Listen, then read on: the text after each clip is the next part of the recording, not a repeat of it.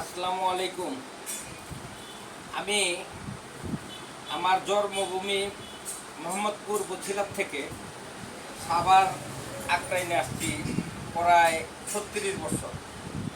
এই 36 বছরের মধ্যে আমার যে আত্মীয় স্বজন বন্ধুবান্ধব এমন আছে, অনেকের সাথে এই 36 বছরেই দেখা হয়নি।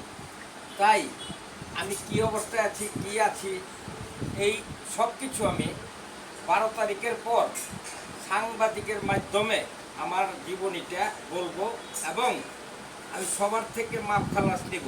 কখন চলে যাই দুনিয়াতে, হয়তো অনেকের মনে ব্যথা দিচ্ছি, অনেকের কষ্ট দিচ্ছি, এরকম হইতে পারে, তাই মাপ নেব।